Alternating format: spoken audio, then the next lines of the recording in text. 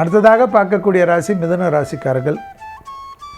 யோக பலத்தை அதிகமாக பெறக்கூடிய ராசிக்காரர்கள் மிதுன ராசிக்காரர்கள்.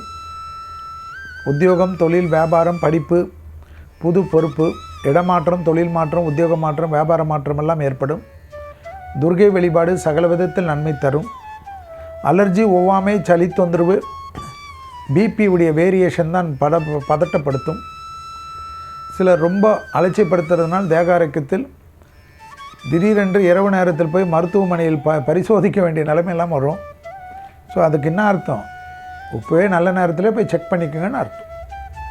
தொழில் அமைப்பில் அற்புதத்தையும் சந்தோஷத்தையும் பெறக்கூடிய ராசிக்காரர்கள். படிப்பு, உத்தியோகம், தொழில், வியாபாரத்தில் இருந்த தடைகள் மிதுன ராசிக்காரர்களுக்கு தவிடுபடியாக்கக்கூடிய அற்புதமான காலகட்டம் என்பதை ஞாபகத்தில் வைத்து கொள்ளுங்கள்.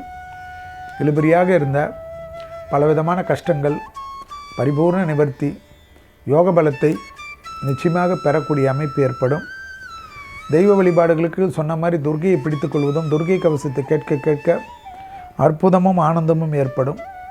தாய் வழி உறவு, தந்தை வழி உறவுடன் மனத்தாங்கல் இல்லாமல் சந்தோஷம் பெறுவதற்கு சனிக்கிழமை தோறும் பசுமாடுகளுக்கு உங்களால் முடிந்த அகத்திக்கீரையை தவிர கொடுக்கக்கூடிய உணவுகள் தோஷத்தை நீக்கும் என்பதை ஞாபகத்தில் வைத்துக் கொள்ளுங்கள். தொழில், உத்தியோகம், வியாபாரம், படிப்பு எந்த கவலையும் இல்லாமல் முன்னேறலாம். அது நீங்கள் தப்பாக எடுத்தால் கூட சரியாக வரும்.